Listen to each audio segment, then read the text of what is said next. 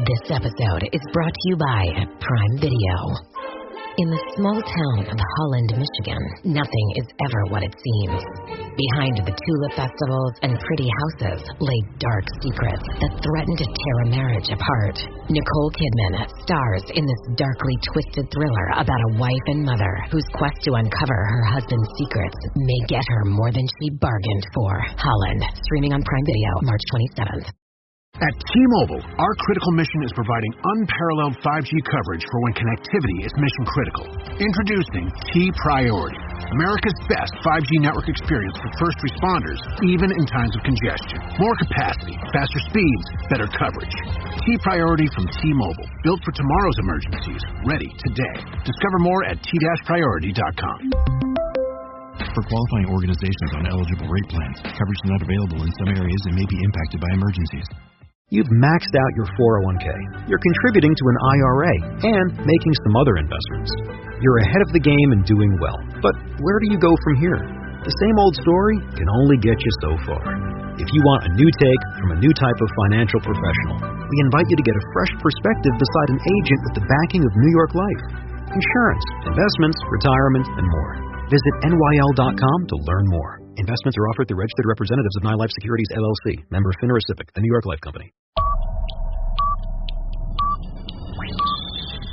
10, 9, 8, 7, 6, 5, 4, 3, 2, 1, 0.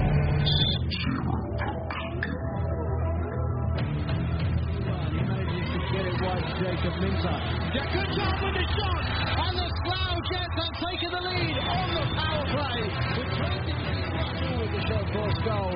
No need for the save from Lorde, and Campbell finds himself in, and it's 3-1 to the Chelsea Chieftains.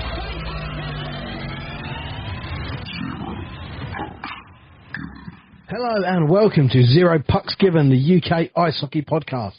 We're in partnership with the Hockey Art Co, hockey clothing for hockey people, worn by the best and hated by the rest. Listeners to Zero Pucks Given get a 10% discount on everything site-wide from hockeyartclothing.co.uk. Just use the code ZP10. We are also in partnership with Manscaped, the globally recognised male grooming brand, with top-of-the-range products such as the Lawnmower, the Weed Whacker, the Beard Hugger and the Dome Shaver Pro. These products are really good. I use them myself, and you can get 20% off of everything from manscaped.com when you use the code 0pucks20. Not long left on that code, so do not delay. Get in there and get that discount. We are also part of the Sports Social Podcast Network, the largest sport podcast network in Europe, boasting over 500 podcasts from more than 20 different sports, and we're delighted that ZPG Ice Maidens and Zero Pucks Given are a part of it. Well, hello, welcome along. I'm Ben. This is episode 165, and this is Zero Pucks Given. Well, that's it. The regular season is done. We head into the postseason where we all know it gets really, really exciting. But, of course, the excitement isn't done. We've had a champion announcement in the Britton Division, of course, but across the rest of the NIHL structure as well. So we'll touch on all of those as well as focusing on the Britton Division as we do. We've got all the games from that division, plus the exclusive coaches' thoughts from all 9 coaches involved this weekend. Yes, that's right, all 9 coaches involved. The guys and girls in the Britton Division were lucky enough to get away with no disciplinary issues this weekend, which is great to see. So hopefully no one gets tickled with a dop's feather before the playoffs, because we don't want to see the good players suspended for the postseason. Right, this week we've got a ram-packed episode, Jammo, as we used to say back in the day. We look at the final 5 games from the league season, including deciding the champion and the final playoff places. We've got the exclusive coaches' thoughts and a couple of extra special bits. We have the exclusive England Ice Hockey All-Star teams brought to us by Hockey is Diversity. Club coaches and captains were asked to name 3 top players from their league, not from their own club, and 2 All-Star lines were assembled for each league. We have the exclusive reveal of the Britton Division and the Wilkinson Division All-Stars right here on Zero Pucks Given. On Wednesday, Anthony Russell from Banners on the Wall will reveal the National League All-Star teams. And also on Wednesday, Craig, Carol and Jono from the Billingham Star StarCast will reveal the Moralee and Laidler Division All-Star teams. Speaking of the StarCast, this week I am also joined by Jono from the Billingham Stars podcast and the NIHL 1 North podcast stick to the pod as we discuss the finish in the Moralee and the upcoming Steel City Showdown. But for now, let's get cracking on those Britton Division fixtures, and we start at Sapphire Ice in Romford for an Essex derby.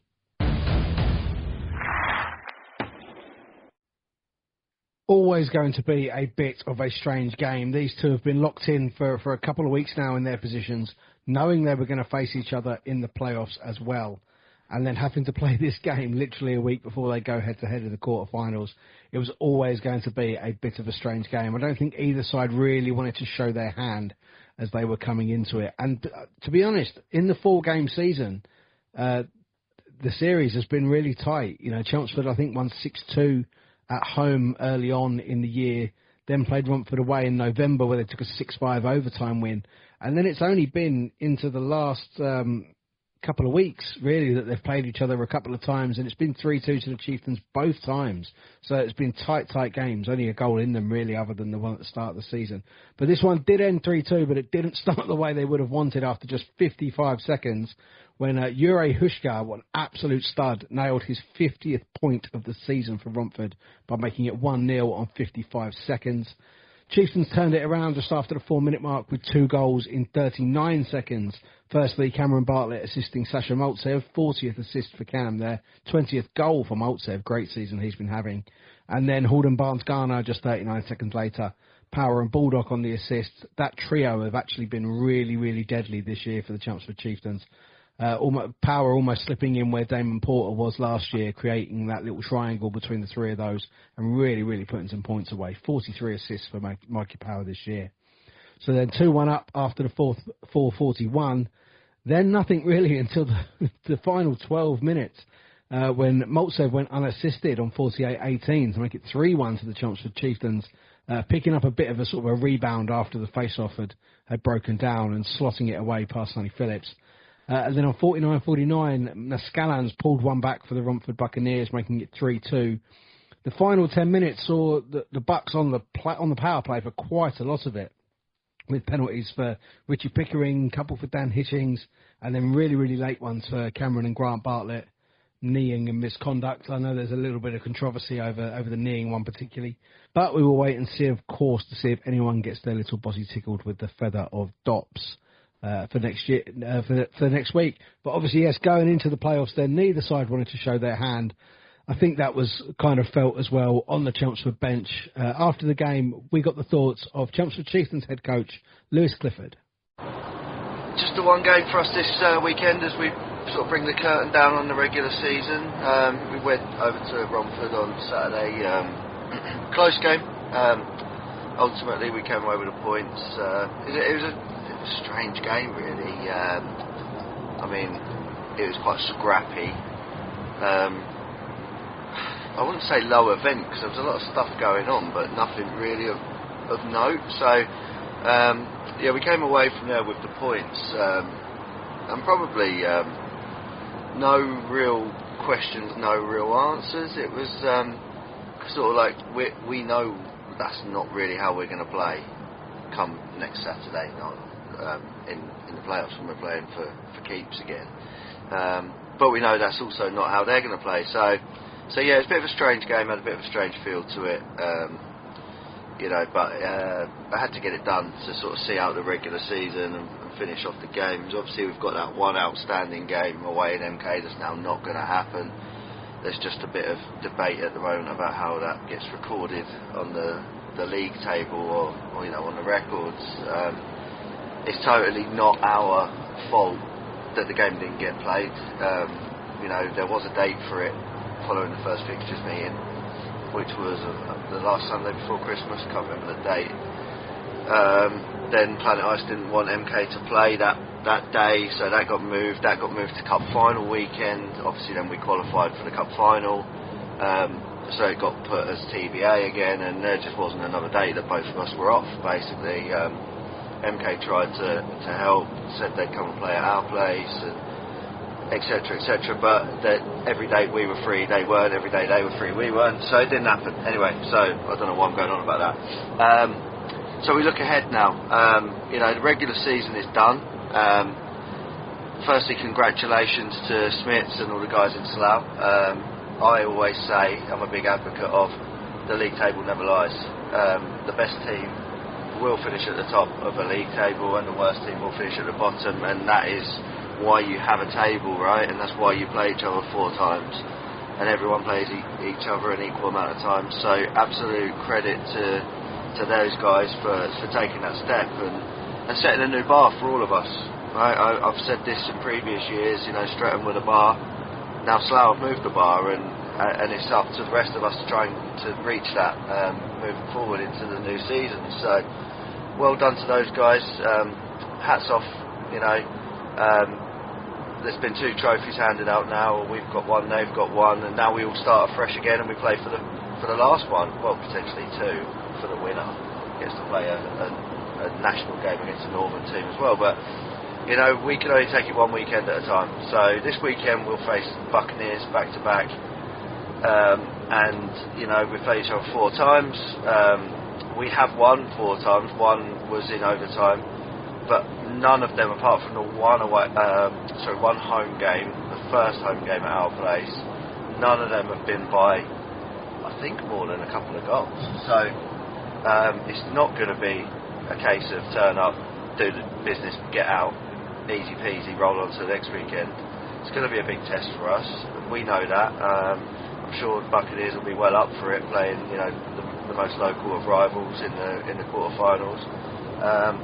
And you know, we've got a big weekend ahead of us, so big week of training this week, get ourselves ready to go, and then obviously Buccaneers back to back over the weekend. So thanks to everyone who came across at the weekend. We need that again this weekend coming. Our fan base was unbelievable in there. It certainly felt like a home game. The behind our bench and all down the other side seemed to be Chieftains fans, which is phenomenal. So thanks to everyone who came out, and like I said, we need that again Saturday, and then obviously we know we can count on that on Sunday. So thanks to everyone. Regular season done. Let's move forward now to the playoffs. See you all soon. To take the title race down to the final day, Streatham needed to go to the Vindico and they needed to take a win in regulation, and boy oh boy did they do that. Bit of a tight start to the game. I think Streatham were not struggling to get themselves out, but I do think that Scanlon in goal was having a really, really good first period, and he kept Streatham out all the way to the 15th minute when JJ Pitchley put them ahead, and then very quickly Jared Lane doubled that lead to make it 2-0. Into the second, and Ben Paynter scored quite early, and you may have been forgiven for thinking then it would have just all gone one way. There was then a little period where Cardiff came back into the game but weren't able to score, and then the last 5 minutes of the second period, the game just completely went away from them, as Ethan Lane made it 4-0 on 35-29. On 37-15, after Tom Stevens had been sacked for tripping, Brittle and Beasley assisted Ryan Watt for his 26th goal of the season on the power play to make it 5-0. Just about 37 seconds later, Roman Cathcart made it 6-0. And then little over 40 seconds after that, Aidan Doughty made it 7-0. So a 5-minute period that really put paid to the result there for the Cardiff Fire on their home ice. Into the third period, and Luke Brittle added another goal, as did Roman Cathcart, to make it 9 in the end. The Redhawks scoring on their only power play chance and successfully defending 3. So a pretty successful night for the Redhawks in all. They managed to take the league title down to the final game of the season, where they will host Solent. Cardiff, of course, are going to be playing the part of the would-be party poopers, as they will head to Slough to face the Jets in the final game of the season. Well, that final game was the first one to get underway on Sunday. An absolutely rammed barn at the Hangar. A really expectant crowd. I can't imagine, actually, that many Slough fans thought they would be in this position a couple of weeks ago after losing at home to Streatham. Invicta Dynamos did them a massive favour and put it back in their hands. And in their hands it was for the final game. But I would imagine nerves were in the air. And Ben Scanlon again had one hell of a game. In the first period, facing over 21 shots, but not succumbing. So keeping it 0-0 through the first 20. Into the second period, and again, Slough massively on top, keeping themselves in the offensive zone for the most of it. But when Ben Ely-Newman took a slashing penalty on 32-39, the fans could have been forgiven for thinking, oh no, perhaps this will not be our year. But that really impressive penalty kill line that Slough Jets have took to the stage, really. Cole getting an interception, Hemmings-Mayer feeding Dylan Holliker, who went through short-handed and made it 1-0 on 34.06. I would imagine the noise in the hangar was absolutely incredible. And a couple of minutes after that, Ben Ely-Newman and Lewis English assisted Liam Clark for just his second goal of the season to make it 2-0 Slough. And the remainder of the game was an incredibly professional play-out by Slough. You've got to give massive props to Cardiff, arriving with just 13 skaters and getting themselves out there to put a show on like that. 2 goals on 68 for Ben Scanlon, but a 2-0 win for Slough, and they do take the league title. After Cardiff had a pretty successful year, I would imagine, for their first year back. I think making the playoffs was their sort of what they wanted. It was their aim at the start of the season. They got there. I don't think they got there the way they really wanted to, but they certainly got there in the end. And after the game, Ellis Shepherd gave his thoughts to ZPG. Very tough weekend for the boys. Saturday home against Streatham, who were chasing the league title down to the wire as well. I thought we started okay. We contained them quite well, had some opportunities ourselves. 5 minutes in the first, I think they get 2 goals and we end the period 2-0. We go into the second. We give up a quick one, but credit, I thought we regrouped really well. Again, 5 minutes towards the end, they get a fourth. We go down the other end then, and Milton and Net makes an unbelievable save. They go back down and get a fifth. And then shortly after, a 6th and 7th. And again, a 5-minute period in the second absolutely killed us. At this point, it's 7-0, and it's a long way back. We start the third, and again, we did a lot of good things, but another 5-minute period, and they score another 2 quick goals, and ultimately that's the result, 9-0. It's difficult because we did 45 minutes of good, but 5 minutes in each period let us down. I do have to give credit to the boys at the moment, though. There's a lot of them playing through injuries, through illness. I think what we had, whatever Solent had, it's currently rife in our team as well, and it showed on the Sunday when we travelled to Slough with 13 guys. We knew the magnitude of that game. Slough chasing the league title, first one I believe in NIHL 1 in their history. So they were gunning for a great atmosphere in that rink as well. I have to give credit to the boys. 13 travelled and they played their hearts out. We contained Slough to a 2-0 period in the second, and then the first and the third respectively. They didn't score. I thought Ben was fantastic in net, but yeah, a real gutsy performance, and it just really embodied the characters that we have. And again, credit to Slough, worthy winners of the league title this year, and they've got a good setup there, and I am pleased for them. And after the celebrations had all sunk in, after some of the drinking may well have stopped, it may well have been carrying on, but we caught up with Slough Jets championship-winning head coach Lukas Smital. So, has it all sunk in yet after last night, mate? Yeah, the show was good. I thought it was fantastic for us, but it's been a long time. It's been quite a few years. We were building towards it, and it finally happened last night. You say obviously the time that's been put on it. The roster is an incredible mix of youth and experience. Do you think it was more one of the other, or just a blend of the two? Because you added a few experienced players this year. It was never planned, really. It was always about young guys, which in the previous years that was the aim, and it's still going to be the aim. It was just opportunities. In the summer, I had to recruit those players and mix them in, and seems like it brought some invaluable experience, or the guys brought some invaluable experience and help us to get over the line. And I say getting over the line was, it on paper anyway, looks like a struggle. I know that the Cardiff goalie had a hell of a game last night, but was there palpable nerves in that first period when it stayed 0-0? don't want to sound arrogant, but no, it wasn't. It was more like a power play, pretty much the whole game. But you know what? I must admit, I probably haven't seen performance like this ever from goaltender. He was just unbelievable. He was outstanding.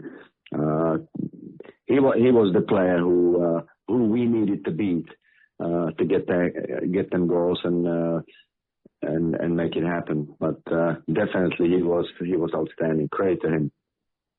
I've seen some of the pictures and the videos of the celebrations from Sunday night. And for you personally, I mean, how did that feel having, both lads with you there on the ice as well? A massive family achievement as well last night. Yeah, it was like we've done it when we played Nation and ISL 2 back then, they called it. But I think it was pretty much the same level what it is now. And we've done it as a players. But do it as a coach and, being on the bench and have them two guys back together, it's always special.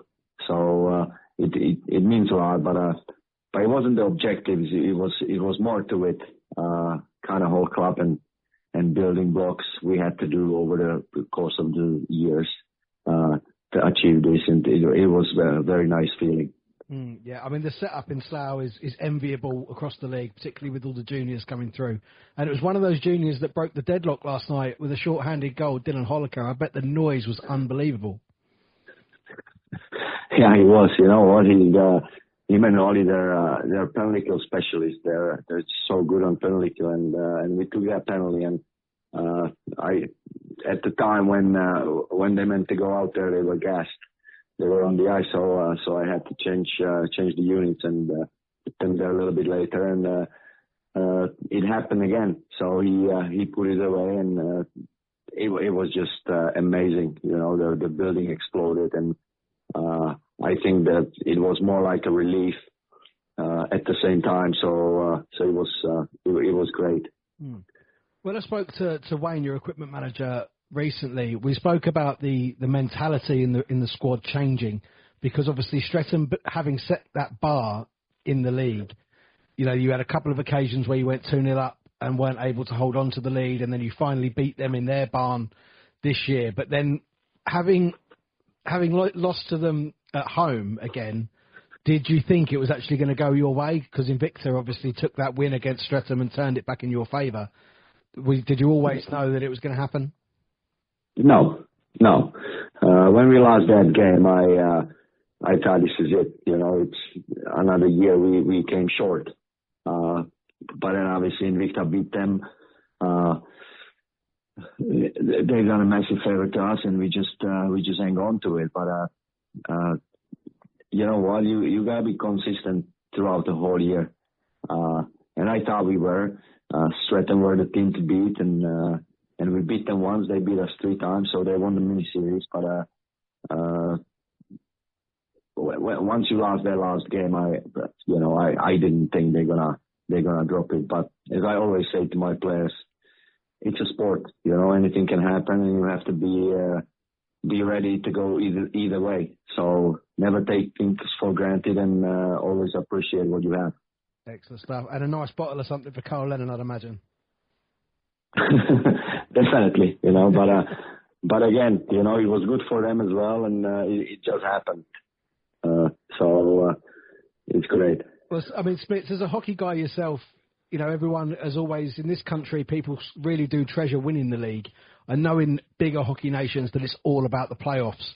So now you're in that top position, you've got the best seed for the playoffs, but you're also going to have that national final at Coventry where you're going to play the Billingham Stars, who you could potentially also face the week before. The season's done, but we've now got 4 weeks for you, of excruciating hockey.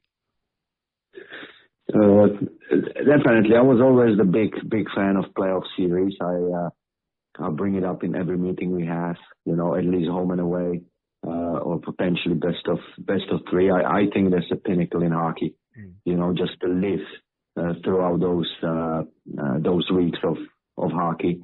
But as you said, leagues are the most valuable in here in this country, and players know it. I know it.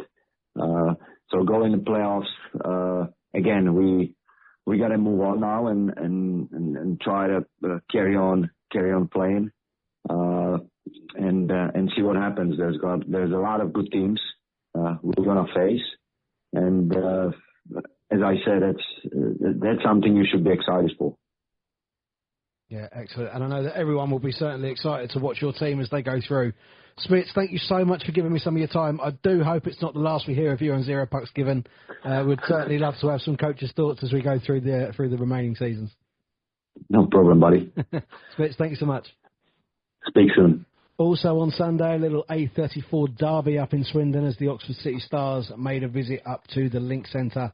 And it was a hell of a game, to be perfectly honest. Alfie Goddard getting a little nod up there to the Swindon Wildcats seniors, his first senior appearance. And also, they actually promoted another one. Owen Crowe was promoted up, former Oxford junior, into the senior side after Ben Clark Leach was filling in for the Swindon Wildcats National League side. So the flow of youth players coming through Swindon really, really working well. But back to this game then, and after a couple of penalties early on that they killed off Swindon, Jay Warren took an early boarding penalty. When Hayden Lee took a boarding penalty on 7:50, they were getting close towards killing it off, but then Jan Kostel Senior broke away short-handed and made it 1-0 on 9:14. With Swindon on the power play after Morgan Parsons and Felix Hemmings-Meyer had both taken a seat for slashing and roughing respectively. Ethan Taylor taking 2 for roughing as well. So having that man advantage, Alfie Goddard got his first assist along with Hayden Lee as Dan Bradley made it 2-0 to Swindon on 16-16. Literally a minute later, Jake Williams pulled one back for Oxford even-handed, and just 32 seconds later he was brought down on a breakaway, giving them a penalty shot, and Jake Williams got up, dusted himself down and notched away his 16th goal of the season with the penalty shot to make it 2-2. Right at the start of the second period, Hayden Lee made it 3-2 for Swindon on 20:58. Just after the halfway mark, Dan Bradley got his second goal of the game to double that lead again to 4-2 before Oxford pulled another one back through Alex Tidings, Jake Williams on the assist this time, 14 seconds before the end of the second period, making it 4-3. Into the third, though, and although Oxford tried to press, I think they just ran out of legs in the end. And then a really successful few minutes for junior product Alfie Goddard. Got himself 2 goals in the space of 4 minutes for the Swindon Wildcats. Jay Warren with an assist on both, Dan Branley and Ben Neversell sharing them as well, before Josh Burnett tapped it off 57-38 to make it 7-3 to the Swindon Wildcats. Fantastic first year for them. For Oxford, that is their season done now. They finish outside the playoff places. And I would imagine that the rebuild has been as successful as they possibly could have hoped for as we caught up with Oxford City Stars head coach Mark Saunders. Yeah, final game of the season for us last night as the City Stars went down to Swindon Wildcats 2 to take them on for the last time in front of what seemed a bumper crowd last night. It was nice to see a packed stand opposite the benches. And the team was keen to put on a performance that the fans and themselves could be proud of to sign off the season. And I think for the most part we did that. I think the game got away from us towards the end a little bit as we started to tire with a slightly shortened bench with some players going over with the Rising Stars to Chelmsford last night to finish their playoff push. So obviously we wish the Rising Stars the best for their playoff run. Boys were happy to sign off the season with a competitive game there, and I think we did ourselves proud to walk out of that building competing a season that's been a very tough one for us, for everyone involved.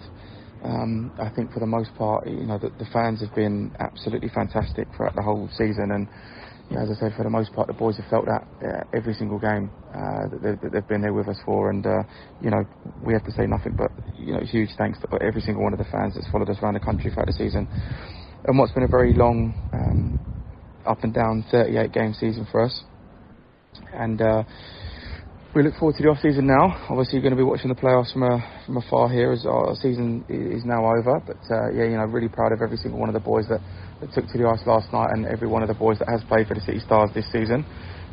Proud to stand with those boys right to the end of the season. And, we look forward to what's to come for us. As I said, special mention to the fans and also a special mention to the Slough Jets. And congratulations from everybody at the Oxford City Stars organisation for their league title last night. And, congratulations to them on that. And good luck to every team that's in the playoffs. And after finishing the season with a win, getting that playoff position and knowing they've got a really hard job in the playoffs. Swindon Wildcats head coach Ken Forshee. Yeah, so first of all, Alfie was great. Turns 16 years old and comes out and scores 2 goals. Real talent and, more importantly, real good kid. Couldn't be happier for him. We love it when all our young players make their debuts here, and tonight was a special night. He played great and was rewarded with 2 goals, so just really good to see. And then as far as the game goes, I thought we dominated. I thought we were really good. We had 4 lines going tonight, all 4 lines, good in on the forecheck, possessing the puck, creating chances. We played good. We kind of lost our way the past couple of weeks, but the aim tonight was to get back to how we play, get back to our identity. And we did that tonight. We were really good for 60 minutes, and we're rewarded with a win. I thought the third period was excellent and a great way to end the season with a great third period there. It's been a good year for us. I think we've exceeded expectations, and we're only going to continue to grow. So we'll see what we can do next weekend against Streatham. We're looking forward to it. Obviously, they've been very successful the last few years, and they got a great hockey team. We know we're the underdogs, but we're going to go and put the effort in and see what happens. But we've started something good here, and we're off on the right foot, and we'll keep her going. And Ken will actually be a guest on Zero Pucks Given next week as we dive into the Swindon Wildcats 2 season and have a little look back through Ken's career as well. The final game of the season for both the Thunder and the Buccaneers. The Thunder do have another game against the Chelmsford Chieftains that was unable to be scheduled. We'd just run out of weekends, as Cliff explained in his coach's thoughts earlier. I would imagine that will be awarded as a 0-0 to both sides, as it won't really affect either of their table positions. But the game between these two earlier in the season at the Thunderdome was quite a competitive one, so I wasn't expecting anything different from this one. And the Thunder actually took the lead early on, 5:38 on the clock, when Sam Purcell made it 1-0 to the MK Thunder. About 3 minutes later, though, Hushka assisted Elliot Dervish as he made it 1-1 on 8:32, and then completed a turnaround when Campbell and Muscallans assisted Hushka to make it 2-1 on 12:28. On 15:20, Hushka assisted Brad Taylor to make it 3-1 to the Romford Buccaneers, all in the first period. As we came out for the second period, the Thunder pulled another one back through Sam Peters, who made it 3-2 on 27:12, but straight from the restart, Romford went up the other end and Muscallans assisted Jure Hushka to make it 4-2 on 27:39. On 31:40, Peters scored again to make it 4-3, giving the second period a really close look and expecting a really, really good third period. But as the third got underway, Niels Muscallans scored just 19 seconds in, and it really, really killed all the impetus that the Thunder would have had from having such a good second period. So they were unable to bring themselves back into the game. They do find themselves finishing bottom with just that one league win. But as the Thunder have always said, I don't really think that this is the league that they truly belong in, but it was about developing those players, and that was always, always the task for head coach Will Fry. Last game of the season for us last night. Obviously, welcome Romford Buccaneers up to Milton Keynes. It was I think it was just a game that sums up our season, really, in all honesty. First period, we were atrocious. It's probably being kind in our own end. Aaron Burton's kept us in the game, played phenomenally. Full 3 periods last night, really, but especially in the first period. But yeah, it was, I think, testament to how far we've come over the course of the season. Actually, that first period we were able to grind it out, even though we weren't at the races at all, but managed to grind it out and keep ourselves in touch with the game going into the second, and then phenomenal effort really in the second period. A lot of grit defensively, and it's been a problem for us all season that we've not really been able to generate too much offensively, but last night we managed to get forward, and actually the quality and decision making showed that it was able to get us back in the game. And I think ultimately it came down to their goal early in the third period, just sort of killed us off a little bit, and we couldn't get anything else through. But I think if we had been able to get the next goal in the third and get it back to 4-4, we'd have really given them some headaches. But I think they'll have felt that they were in control, and they probably were, puck possession wise, for a lot of the game. But I think Romford are a very, very good team. They've got the potential to be very dangerous in the playoffs, and fair play to them. They didn't come up last night and go into to end the season mode, looking ahead to the games they've got coming up. They gave us a challenge and they looked to control the game. So good luck to them in the playoffs. And it was enjoyable to have them up at our place. But yeah, just sort of a game that sums up how our season's been really. And just I think it's easy to look at the results over a course of a year and say, well, they're bottom of the league and blah blah blah. But actually, we're pretty happy with where we're at, and the roster we've got together is a very young roster, very inexperienced roster, and actually the development of the players is what we've been more interested in. I think we're in a really good position moving forward now. We keep the group together over the summer and try and train through the summer, which I don't think the club's necessarily done very much before. And moving into next season, I think we're on a very good trajectory. I think 5 or 6 games this year that have been decided on 5-minute periods of poor decision, or we've gone into reactive mode, or they could have been very different where we maybe been leading a game, we've not managed the game very well, whether that's through inexperience or just the situations that we've been in, and we've allowed teams to get back into the game and ultimately go on to win it. But we get a result in 5 or 6 games that we were close in, and it's a very different looking table and a very different feeling going into the postseason potentially. But we are where we are, and results results only tell part of the story. And actually, I think we've got a lot of positives to take out of this year, and we're all feeling positive about how we're finished and looking forward to keeping the group together and building a team over a number of seasons that ultimately we get some results out of, and I think next season could prove to be a real strong one for us. So we'll look forward to that. But yeah, just wanted to say, obviously our season's ended now, so just wanted to say good luck to the teams that are going into the playoffs. Congratulations to Slough, obviously, for their title last night. It was fully deserved. Thank you to everyone, home and away, supporters and staff that have welcomed us and supported us so well over the season. And thank you to yourself. Keep doing the good work with the podcast, and look forward to catching up with you, I'm sure, possibly at finals weekend, and seeing everyone again as we get going again after the summer. And after his team got themselves a win on the road before heading into the playoffs against the Chelmsford Chieftains, Romford Buccaneers head coach Jason Buckman. Yeah, both games pretty competitive at the weekend. Saturday against Chelmsford, typical Essex derby. It's nice to see the ref let a lot of things go in preparation for the playoffs. So it was a hard battled game. It was just coming up short, but every game we play Chiefs, we learn a little bit more, and hopefully we can take that into the playoffs next weekend against them. Sunday was a nothing game in terms of league standings, but comfortable win in the end, to be honest. We went there short benched due to loaning Raiders 4 guys, but we got the job done. The final game then saw the Streatham Red Hawks host the Solent Devils. They knew they had to win and then wait to hear what happened in Slough.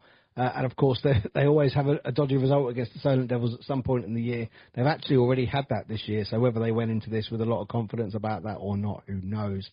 They did take the lead early, though, when Inglesby assisted Harvey Steed to make it 1-0 after just 1:37. Paynter doubled it before the 10-minute mark.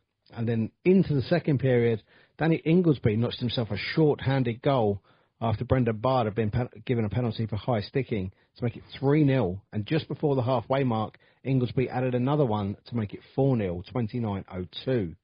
Into the third, and Brendan Bard added another goal on 45:55. Inglesby and Ely Newman on the assists. Just before the 50-minute mark, Luke Brittle on the power play after Chris Jonas, Declan Savicius had been given 2 for slashing. Luke Brittle made it 6-0 on 49:34. Pretty tough night then for the Solent Devils, of course. I don't think anybody would have really wanted to go and get injured before playoffs, especially get injured or suspended. So Aaron Taylor had the night off. Rory Martin-Edwards was in goal. Milton had the night off for Streatham as well, as Brett Shepherd took in the 16-shot shutout on the high road. But they knew at that point that it wasn't enough for the Red Hawks. They don't win the league now for the first time in 4 years, and it will be an interesting one to see how their mentality takes that as we head into the postseason. But heading into the postseason on the back of this result then, the Solent Devils will face a doubleheader against the Invicta Dynamos. And after the game, we got the thoughts of player coach Alex Murray. last weekend saw us take on Streatham in a one fixture weekend, which concluded our regular season.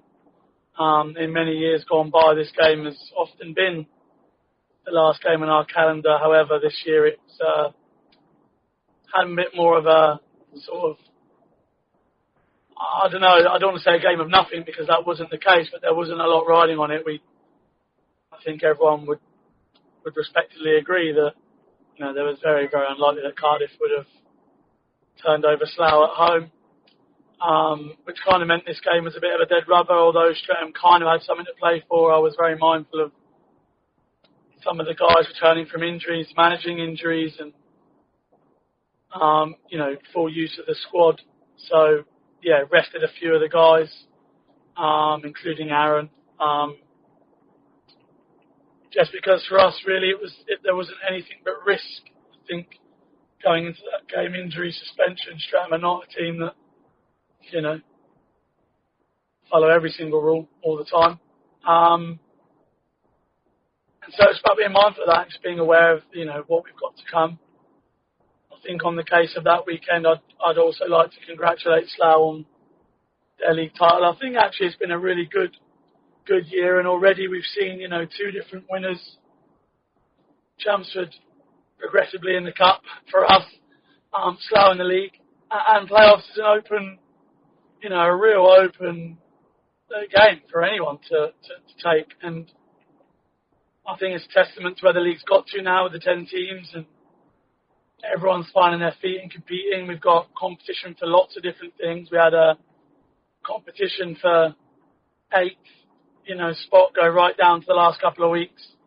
You know, whilst most teams were set 2 or 3 weeks before the end of the year, in the years gone by, that's been set from Christmas, and you're really playing dead rubber till then. So, yeah, it's really good to see the league have new league winners in Slough. They probably have been the toughest team for us this year. You know, only losing to Streatham in regulation all year, it, you know, just shows how strong and consistent they've been. And so for us, it's been a real positive season. You know, Sunday's game against Streatham was what it is. You know, they played really well. They dominated possession and shot count. I think other than Rory in net, everyone probably would have suggested that they could have given or done something better, but we just scratched that one off. And the year as a whole has been a real positive for us, and something that, you know, many wondered what our season would look like with the big turnover of player, the young guys that have come in from across the league. Have done exceptionally well. The younger guys from our development pool that have been across the 2s and the 1s for several years have really stepped up. Chris, Charlie, Harry, you know, Rory, you know, they've all taken their opportunity. Chris in the cup final was exceptional. And, you know, Charlie getting to 10 goals, Harry's taken a bit more of a leading role. That shows that our development pathway is working, and others are following it. You know, it's been something we've done for 6 years or more so now, and it really does allow for players to develop and push on. So, yeah, really happy overall of our season. Would have liked to have been closer to 3rd, probably won a few results back, but as I mentioned, we now turn our attention towards Invicta, who are in good form, and we've met the last umpteen times in the playoffs, and we look forward to that contest. It will be a hotly contested one, one that we're excited to play, and fingers crossed we can push through that and then on to the semis. So we'll be back at training Thursday, looking at that, and fingers crossed we have a positive weekend. I also just wanted to add a massive shout out for someone who's, whilst he's not our player, his dad is a club legend. It was so great to see young Alfie Goddard dressing for Swindon on his 16th birthday, getting 2 goals, 2 assists. We're incredibly proud, although not our player. He's someone that came up through our junior system. His dad is, as I mentioned, a club legend and someone that I've known all my life, you know, his family. So really impressed with his performance at Swindon. And yeah, personally, I know that a lot of guys from Solent, you know, message Alf because he's a really special talent, and just want to say a massive well done to him for his performance. And after his side took that victory and will now head to face Swindon in the playoffs, the thoughts of player coach Ben Paynter. Yeah, obviously going to the final weekend of the league campaign, which can't quite believe how quickly that's come around. A bit of a funny feeling for us actually. Obviously a situation we haven't been in for a long time. I think over the last few years we've always managed to win the league sort of a couple of weeks before the end of the season, and it's sort of been in our hands to keep winning to get that done. Obviously on the flip side this year we're hoping another team drops points, which is not a great way to try and be winning it, but it is what it is, job at hand, and I had hope. But first and foremost, we had to go to Cardiff and get a result and get maximum points, and we had to beat Solent on home ice to get maximum points, both in regulation. So going to Cardiff on a Saturday is never an easy thing to do. You've got that long travel, and you know what, like they showed on Sunday night that when that goalie's hot and he's playing well, he is a good goalie. So we knew we had to be clinical. We knew we had to bear down. I don't think we had the best of first periods. There was no ice cut for the first period. I think it was a pretty ugly game of hockey for both teams, just on the bad ice. It wasn't the best of first periods. Obviously, we got a 2-0 lead late in the period, but I think it was messy, to say the least. And then, obviously, fresh ice cut on the second, and we switched it up and switched up our game a little bit and really sort of started playing well. Scored 6 goals in the second period to get a good second period and quite a healthy lead, and we were in control for most parts of that period. I think we had the odd counter attack that we dealt with quite well, but we were playing really well. And again in the third, we saw the job outcome sort of well. I think put a big onus on we don't concede, and we play the right way defensively, and we don't necessarily need any more goals, but let's make sure our game defensively is good. So we were pleased with our game on Saturday, and obviously we had a late night, and then we go back home on Sunday and play Solent, which again a team that has beat us this year and do beat us every year, which is quite frustrating. We knew we had to be good. They had a few guys missing, but to be honest with you, it's probably one of the most complete games we've played, complete 60 minutes we've played all year. I was over the moon with how we played. We were moving off the puck really well. We were winning our battles. We were good on position. We weren't throwing the puck away, and it was overall a really positive performance. And obviously we had one eye on what was happening down the road, and obviously massive congratulations to Slough. It's been a good couple of year project for them, and they've been getting closer and closer every year, pushing us closer and closer. So look, at the end of the day, you've got to be consistent to win, and for a team to go for a season and only drop points to us, and then obviously 1 to Invicta in overtime, obviously an overtime win against Invicta, that's a consistency you need to win a league, and ultimately they had that all year, and they were really good, and they thoroughly deserved their league title. So pleased with them. Obviously I've got some really good friends in that team that'll be friends for life, so I'm over the moon for them. And as much as it's gutting for us, that's sport. And I'll be honest, I've really enjoyed how competitive this league's been this year. And I think we get a bad rap for just wanting to win everything, but that's not the case. We all played to compete, and it's been really refreshing to have them right there battling, taking it down to the line. And it's only good for the league to have it being won on the last weekend of the year. And you know what, Chelmsford were right in the running as well for quite some time there, until maybe a couple of weeks ago. So it's been a really competitive league, and really at the top end anyway, and really sort of have enjoyed having that pressure put to us. And disappointed to obviously not get it over the line, but you know what, like Slough have been a really good team all year, so that it's thoroughly deserved. Ultimately we had to do our bit and get 6 points and hope that they slipped up, which obviously they didn't. So we move on, and ultimately for us it was we've got one eye on the league still, but we're now building to playoffs, and I wanted to make sure that we had a really good positive weekend going into the playoffs, and we're a better team when we're confident. So it was really nice to get that good weekend sort of under us before we go and play a Swindon team that caused us problems earlier in the year, and everyone knows that they've got the ability to get a job done as well. They're a really good young team too. So we're not taking it lightly this weekend. We know we've got to be at our best, and we have to be at our best now for hopefully what's going to be 6 more games, and last couple of trophies on the line now. So we move forward. But yeah, as I said, massive congratulations to Slough. And do you know what? I really hope we find them in the playoff final, because we've had some cracking games this season, and it'd be good to have a season finale against them. So yeah, we move on.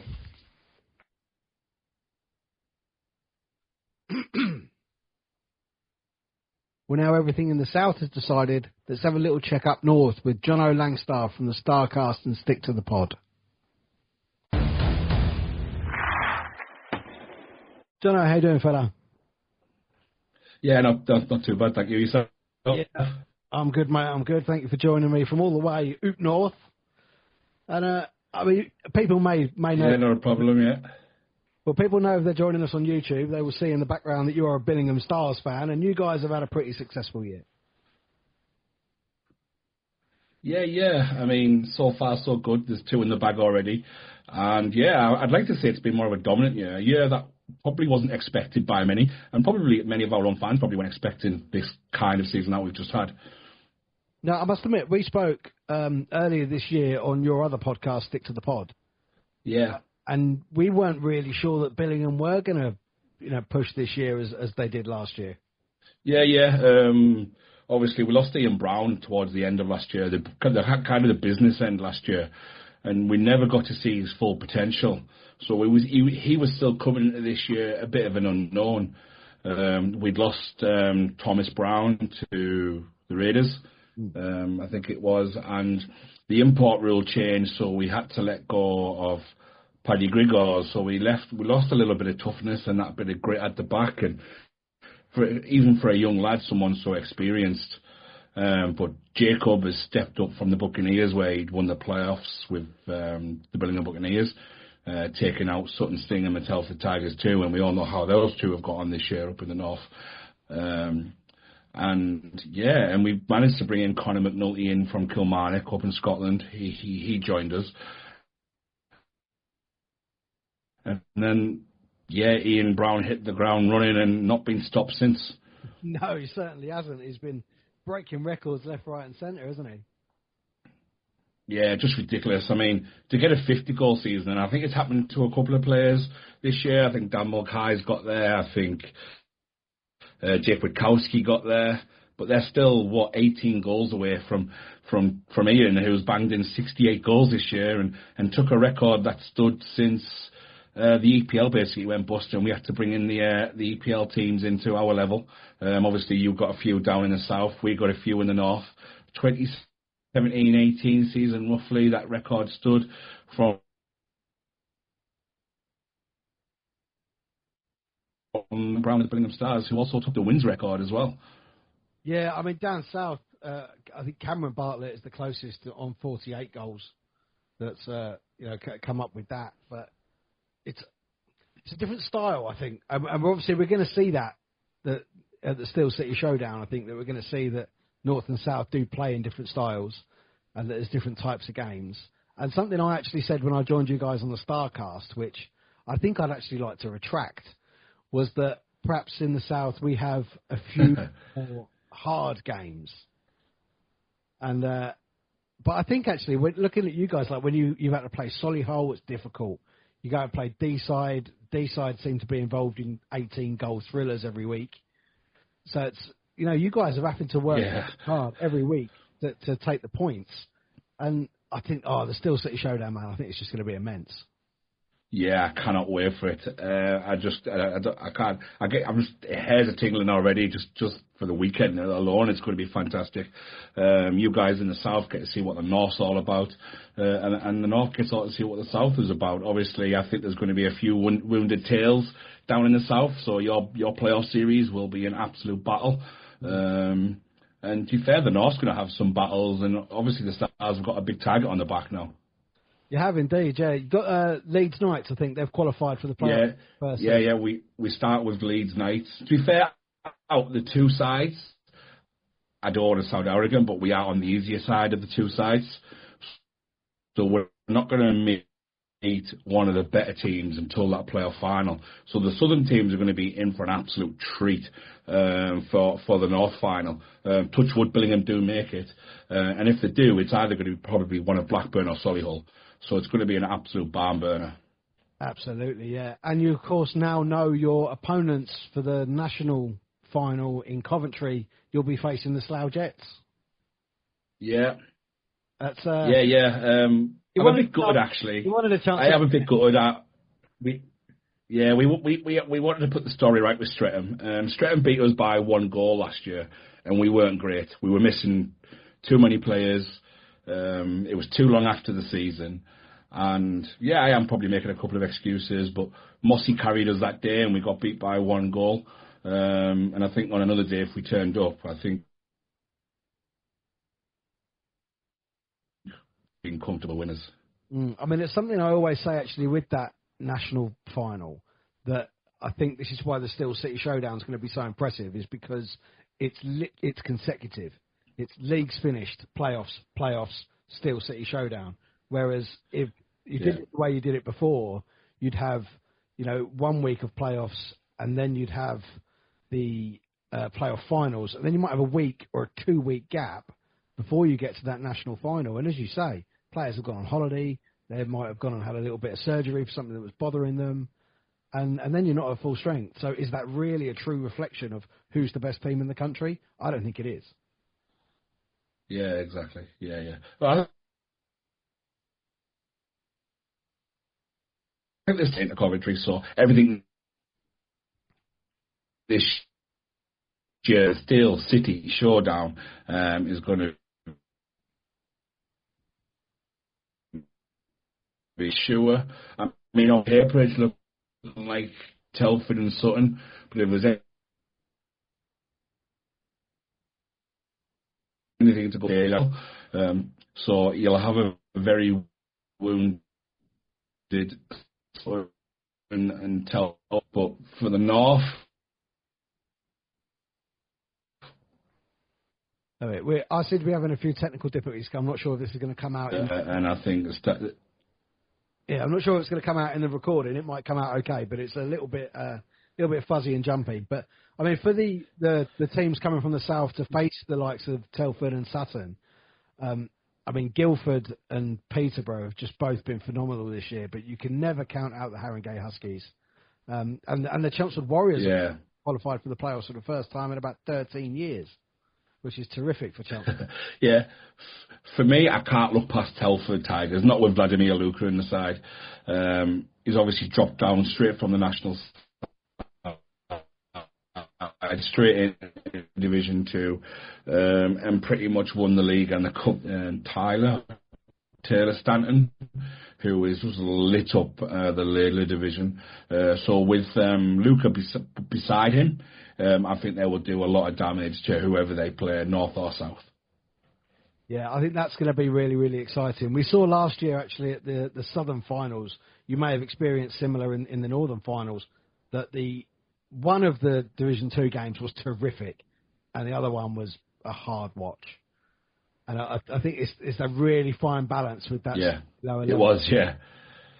Yeah, and I think it's a really fine balance. But I think because we're coming into just finals, this is why Sheffield's going to be so exciting, because I think we will probably see Peterborough versus Guildford, Telford versus Sutton, bang, bang, and then the winners will face each other.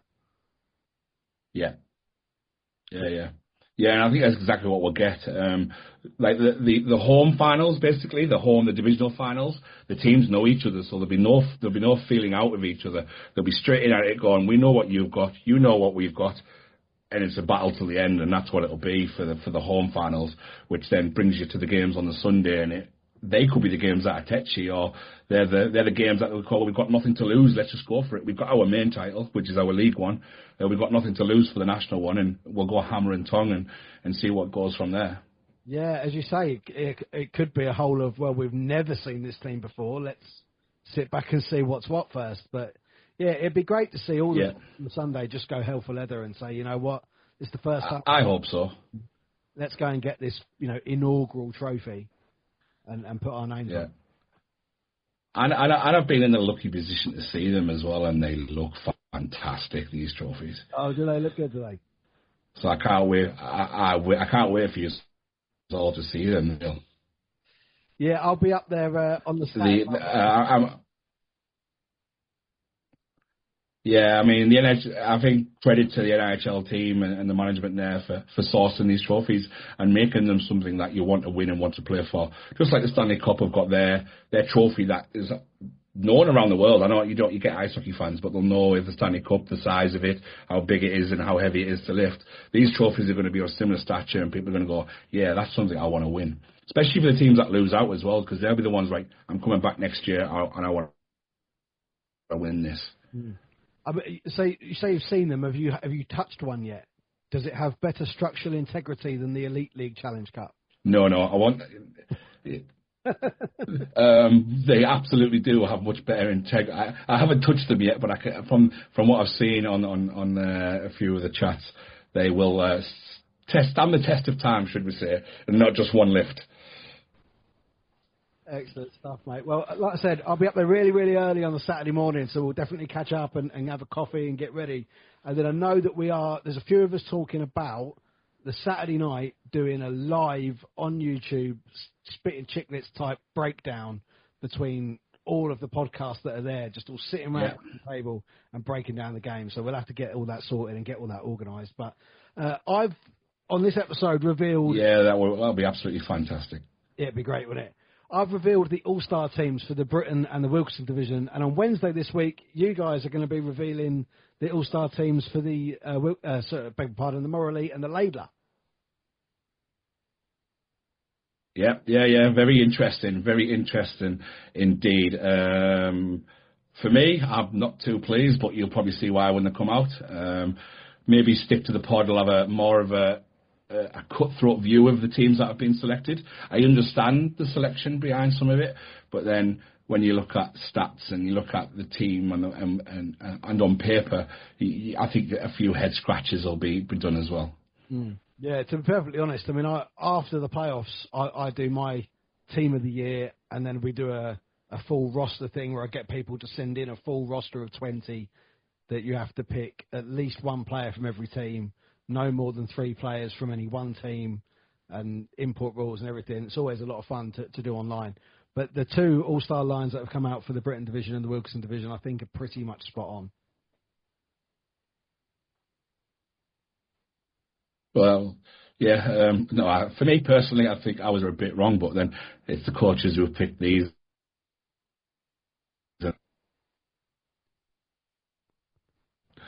Yeah. Well, Jono, thank you so much for jumping on us and coming on Zero Pucks Given and telling us about what's going down up north. Oh, have we dropped?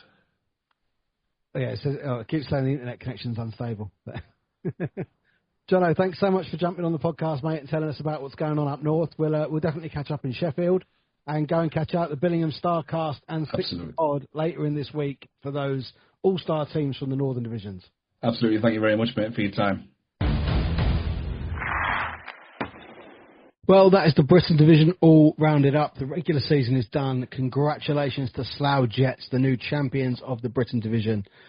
It's a really, really fantastic achievement, actually, that roster that has been put together, young players, slightly more experienced players, and, of course, Neil Lydiard. But a really, really amazing title race that we've had. It's not one that we've had over the past few years, actually, so really appreciative to have a league that was that competitive this year towards the top end. This is normally where we'd have our Stars of the Week, but we're not going to do that this week because the Stars of the Week simply are just the Slough Jets for winning the league. But we do have, of course, as I said earlier, this England Ice Hockey exclusive NIHL All-Star teams. Every club from across the NIHL structure were given 3 votes for their coaches and the captains. They had to pick 3 players from other teams, not their own, who would appear in All-Star teams. They were all compiled, and then 2 lines were given out, an All-Stars first line and an All-Stars second line. So we will start with the Britton division. Again, this is from England Ice Hockey. It's all official, voted for by the coaches and the captains of the teams in that league. So the Britton division All-Stars first line, in the pipes, Oxford City Stars Ross Miller. Top goalie. Has them nights where you just think, man, we're not going to beat him. I think the games that Oxford have won this year, they've massively relied on Ross to pull them through that, and I think that's a very deserved position for Ross to be in the goals, in the pipes for the All-Stars first line in the Britton division. Into defence then, and it's Streatham Redhawks' Harvey Stead. Harvey's had a really, really good year for Streatham, put up some really good points from D as well. He's been really, really good on a penalty kill. They've been thoroughly good in that all season, Streatham. And I think that's a really, really good shout as well for Harvey to be in the D for that first line of the Britten Division All-Stars. He is joined by Slough Jets youngster Jacob Minter. I tell you, I've been watching Jacob Minter for 2-3 years now, and actually maybe more like 3-4. Absolutely terrific young player. So good on the power play as well. He was the top scoring D-man for the last couple of years in the whole league. Really does know how to put points up. He's a terrific young player. Has been getting a bit of time with the Swindon Wildcats in the National as well, so it's only going to increase how good he is. Going into the forward lines then, and there's two coming from the same club. I think you may well have guessed, actually, the Bartlett Bros. They're both in there. Cameron and Grant have both had really good seasons. Cameron particularly with the goals and the assists, been getting involved in the build-up play a lot more, as that top line of Cameron Grant and Alan Lack has been causing havoc for all teams across the league. But Cameron Bartlett's had the season this year that Grant had last year, where he really took the goals down and took games by the scruff of the neck and won them almost single-handedly. Grant has had an incredible year as well, again getting more involved with the assists as well as putting up some good goals. Last year Grant took the playoffs by the scruff of its neck and virtually won them single-handedly, scoring about 14 goals over the course of about 4 playoff games, which was absolutely astonishing. But yeah, well deserved for the Bartlett Bros to both be in that all-star first line. And they are joined by Seb Moore, Slough Jets young forward, who's again been getting some good National League experience with the Raiders this year. Really, really artistic forward, good finishing, does not stop skating, chases really hard in towards the goal as well. That top line again then for the Britten Division All-Stars. First line, Ross Miller, Oxford City Stars, Harvey Stead, Streatham Redhawks, Jacob Minter, Slough Jets, Cameron Bartlett, Chelmsford Chieftains, Grant Bartlett, Chelmsford Chieftains, and Seb Moore, Slough Jets. Let's have a look at that second line then, the second line for the All-Stars in the Britten Division. Well, in the pipes is Streatham Redhawks' Danny Milton, and Danny got injured right at the start of the season, and then I spoke to him very briefly in November when we were at the Slough versus Streatham game, the first time that those two faced this year, and he was not sure when he was going to be back. He was back about 5 weeks after that, so he's missed the first 2 months of the season, but he still managed to make one of the All-Star lines. Absolutely fantastic stuff from Milts. In defence then, we go back to Chelmsford for both of them as American dual national Dylan Dix makes his way in there. Dylan's been a real firecracker at Chelmsford this year, been involved in some good tilts, got some cracking hits that get the crowd going, including putting Jonas Nekrasavicius into the Chelmsford bench last week, which was pretty incredible. And he's joined there by Callum Wells, who's been putting up some really good points from defence. That vicious little slap shot from the blue line. Also getting involved in a bit of the physicality as well. Chelmsford have been pretty hard to break down at the back. When they have been beaten, they haven't been beaten soundly. It's always been a hard graft for whoever gets themselves past them. Going into the forwards then, and the Invicta Dynamo's captain Aaron Connolly has had a great year for Invicta. Jumped straight into that roster coming down from the National League and has really built everyone up around him. Invicta have had a bit of an up and down year, struggling to keep the sort of same players available week in, week out, but Aaron Connolly has been a shining light for those all through the season. Streatham Redhawks' Luke Brittle is up there. Luke kicked off the season in absolutely fine form, hitting 25 goals in about the first 12 games. He was absolutely astonishing goal-scoring record at the start of the year. Slowed up a little bit towards the end as he missed a few games, and Streatham were getting the odd result that was flying in and out of their season. But Luke Brittle has been absolutely sensational this year and thoroughly deserves to be up in that All-Star line. And the final player in the All-Stars there is the Slough Jets' Christian Moore. I've always said I think Christian Moore is technically one of the most gifted players that we have in this country. I think he's absolutely terrific. And again, the same as Seb, getting that bit of time playing with the Romford Raiders in the National League has done nothing but increase his output, and he's had a terrific year and has finished it as a champion. So that second All-Stars line again for the Britten Division: Danny Milton, Streatham Redhawks, Dylan Dix, Chelmsford Chieftains, Callum Wells, Chelmsford Chieftains, Aaron Connolly, Invicta Dynamos, Luke Brittle, Streatham Redhawks, and Christian Moore, Slough Jets. Into the Wilkinson Division then, and we've got the All-Stars first line. As people know, I don't see a great deal of the Wilkinson Division, so I won't be going too much into the description of these players, but there's some of them that I do know and have seen play and have always been thoroughly impressed. I'm going to start in the pipes for the All-Star first line, and I'm absolutely thrilled to see this guy there. Ethan Frayne was the backup goalie to Jordan Lauday last season at Chelmsford. He played about 20 minutes in a game against Romford, and it was not a happy 20 minutes. Since then, he's really knuckled down. He's got himself some really hard training and get himself some real good game experience, and thoroughly deserves there to be right at the top of that All-Stars line. Lee Valley Lions have conceded quite a few goals this year, but without Ethan Frayne, I'm sure it would have been an awful lot more. Into the defence then, and Invicta Mustangs, Nathan Long finds himself in there. Invicta is such a hard team to beat. They're very, very physical, especially on their home ice, and Nathan Long is there in the back. From Haringey Huskies, again, a former Chelmsford Chieftain, Jaden Bulker. Incredible hockey IQ, this player. He slows the game down in his mind, I think, before the puck even gets to him, and knows exactly what he's going to do after he's received it. So great to see Jaden Bulker in that first line for the Wilkinson division. Then we got Peterborough, and Nathan Pollard and Connor Pollard are both in there from the Phantoms too. Both had great seasons. Nathan, of course, the player coach at the Peterborough Phantoms too. So they both had they finished second in the league, but they did win the Eddie Johnson Memorial Trophy from a result this week. So that's one bit of silverware in before they hit the playoffs. But both of those guys in the first thing, they do make the difference for the Peterborough Phantoms. And finishing it off is Paul Petts from the Guildford Phoenix. Paul was a massive part of the Basingstoke Buffalo playoff run last year as a player coach and has stayed in that division with the Guildford Phoenix and has had another fantastic year again and found himself in the All-Stars line. Let's run through that All-Stars first line for the Wilkinson division just again then. Ethan Frayne, Lee Valley Lions. Nathan Long, Invicta Mustangs. Jaden Bulker, Haringey Huskies. Nathan Pollard, Peterborough Phantoms 2. Connor Pollard, Peterborough Phantoms 2. And Paul Petts, Guildford Phoenix. The All-Stars second line then, the Pipes, it starts in Cardiff with Harry Thomas from the Cardiff Canucks. Any team that enters the league in their first year and makes it to the playoffs, that's a fantastic achievement. They've been doing some brilliant things with the tickets as well and getting loads of people in the Vindico Arena. And they've brought Amelia Williams into their lineup as well. And I'll tell you, she is one good player. It's worth keeping an eye on her as she makes her way through her hockey career. Into the defence then and back to the Guildford Phoenix as Luke Toll makes his way into that D-man slot. Joined by Sam Oliver from the Invicta Mustangs. As I said, they're incredibly hard to beat. They're incredibly physical. And none more physical than Aaron Ferris, who's in there for the forwards from the Invicta Mustangs. If you like watching Hockey Fights UK, I'm sure you would have seen Aaron Ferris at some point on there. The forward line also consists of Joe Edwards from the Oxford Rising Stars. They've had a pretty good year, made their way into the playoffs this year as well. And it is finished off by Peterborough Phantoms 2, Jordan Ho. Jordan was at the Chelmsford Warriors for a few years as well. Really, really talented player. Quite a small player, but he really does enjoy getting stuck in. And he's incredibly quick across the ice. So that All-Stars second line, once again, Harry Thomas, Cardiff Canucks, Luke Toll, Guildford Phoenix, Sam Oliver, Invicta Mustangs, Aaron Ferris, Invicta Mustangs, Joe Edwards, Oxford Rising Stars, and Jordan Ho, Peterborough Phantoms 2. Congratulations to all of you guys for making the NIHL All-Stars list. And we may see some of you, if not all of you, at the Steel City Showdown in Sheffield. Well, that's it. All done, all rounded up for the regular season. We now head into the post-season, and the Britton Division playoff bracket has been decided. So next week, we will see the 4 playoff quarterfinals. Slough Jets will travel to the Vindico Arena on the Saturday before hosting the Cardiff Fire on the Sunday. Streatham Redhawks will travel to the Link Centre on Saturday to face the Wildcats before hosting them on Sunday. Chelmsford Chieftains will travel to the Sapphire on March the 29th before hosting them back at Chelmsford on the Sunday.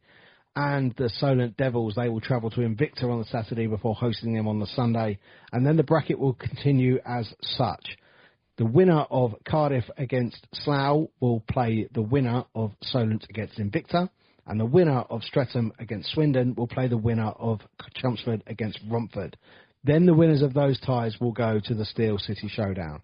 It's going to be incredibly exciting for the next few weeks. Make sure you keep your eyes all over the socials for Zero Pucks Given so you don't miss anything. Make sure you get your tickets and go and follow your teams across the playoffs. I'll be doing the commentary at Romford on Saturday night for Romford against Chelmsford, so come and join us on that if you can't get to the game.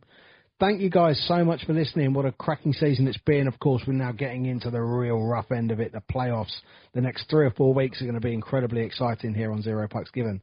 As I said earlier, Ken Forshee is going to be our guest later on this week. Thank you so much to Jono for coming down from StarCast and the Stick to the Pod to talk about the Northern Division. We'll be catching up in Sheffield. Thanks for listening. I'll see you next time.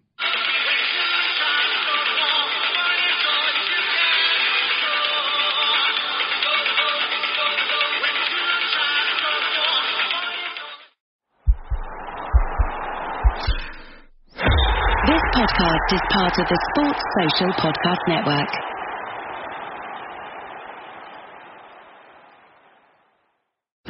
If you work in quality control at a candy factory, you know strict safety regulations come with the job. It's why you partner with Grainger.